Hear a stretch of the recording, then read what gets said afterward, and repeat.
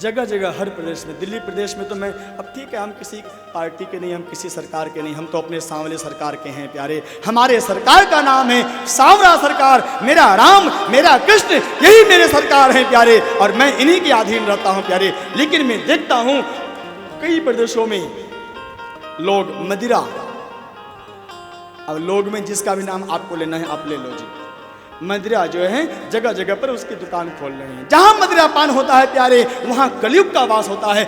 आप अपनी प्रॉफिट के लिए, अपने लाभ के लिए दूसरों को आप नरक में धकेल रहे हो, बनते हो हमारे राजा, तुम्हें शर्म नहीं आती है? मदिरा पान करने के लिए सरकार प्रोत्साहित करती है प्यारे। मुझे कहते हुए बहुत कष्ट होता है प्यारे। मैं ऐसे सरकार का पक्षधर बिल्कुल नहीं हूं प्यारे, कभी भी नहीं हूं। मैं किसी की पार्टी का नहीं, लेकिन ऐसे सरकार का मैं पक्षधर कभी कभी नहीं बन सकता हूं प्यारे, कभी नहीं बन सकता हूं, जो हमारे युवान समाज को, हमारी नई पीढ़ी को एक कलयुग में, एक नरक में धकेल रहा है। मदिरा पान, जगह जगह मदिरा की दुकान खोल रहे हो, तुम्हें शर्म नहीं आती है? तुम्हें जिम्मेदारी दी गई है देश चलाने का, प्रदेश चलाने का, और तुम मदिरा की दुकान खुलवाते हो। जहां पर मदिरा पान होता है प्यारे, वहां पर कलयुग का वास होता है। आपस में ये लड़ाई झगड़ा क्यों हो रहा है? मैंने एक दिन कवि प्रदीप जी का मैंने भजन यहां से पद गाया था, सब लफंगे बन, ये प्रदीप जी के शब्द हैं। सब झगड़ा कर रहे हैं, क्यों? हर घर में झगड़ा हो रहा है, पति पत्नी में झगड़ा हो रहा है प्यारे। क्यों हो रहा है? मदिरा पान उसका मुख्य कारण है प्यारे। आपको बुरा लगे तो क्षमा मत करना मुझे, बिल्कुल बिल्कुल नहीं क्षमा करना। जहां मदिरा पान होता है प्यारे, वहां पर कलयुग रहता है, अर्थात कलह रहता है। कलह, कलयुग का मतलब कलह। लेकिन हम तो आनंद की खोज में भटक रहे हैं, आनंद नहीं मिलेगा। ये यदुवंशी 56 करोड़ थे, 56 करोड़, केवल यदुवंश के लोग थे 56 करोड़।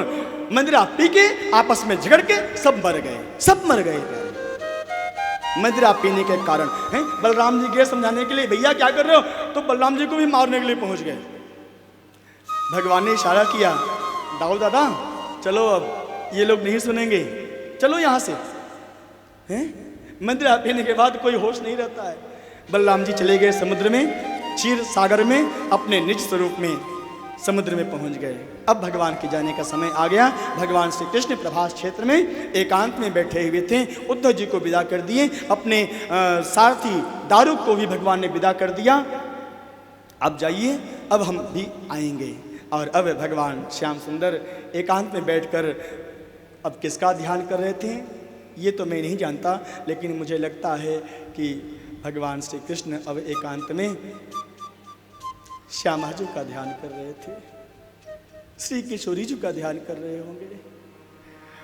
और जैसे नेत्र बंद किए थे और वही कीर्तन, प्रिय राधे प्रिय राधे, राधे राधे प्रिया प्रिया, प्रिय श्यामा श्यामा, श्यामा श्यामा प्रिया प्रिया, यही नाम सुमिरन कर रहे थे उस समय। ऐसा मुझे लगता है, शास्त्र में नहीं लिखा है ऐसा, ऐसा मुझे लगता है।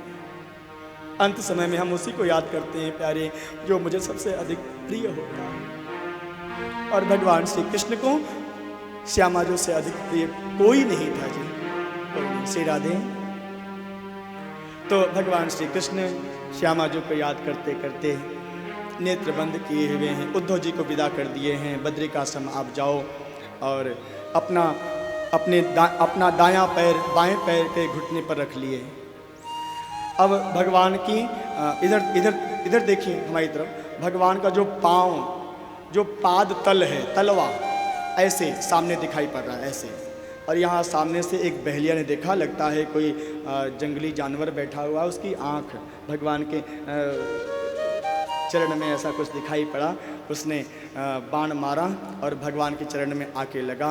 और भगवान उसी समय उस बहलिया को बुलाते हैं, बहलिया भैया इधर आओ, तुम यहाँ तुरंत चले जाओ, नहीं तुम्हें लोग मार डालेंगे। ऐसा दयालु भगवान कहाँ मिलेगा जी, जो भगवान को मार रहा है।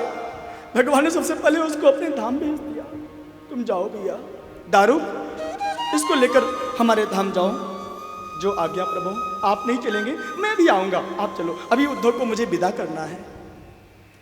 भगवान ने बहुत संदेश दिया, बहुत सुंदर संदेश दिया है। ये सब कथा में बस प्रणाम करता हूँ।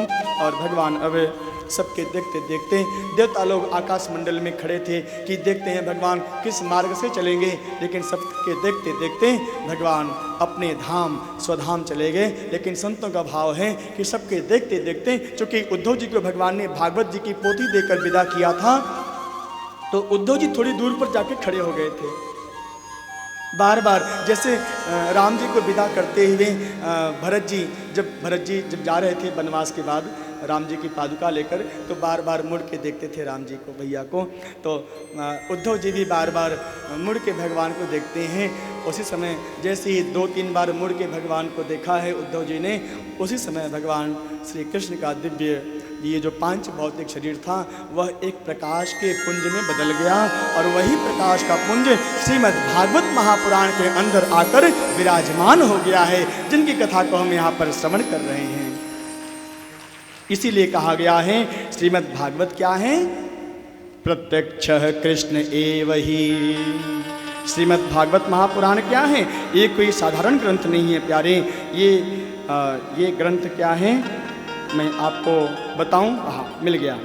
हाँ, स्वकीयम यद भवे तेजः तच्च भागवते दधात् तिरोधाय प्रविष्टोयम श्रीमद् भागवतार्णवम्।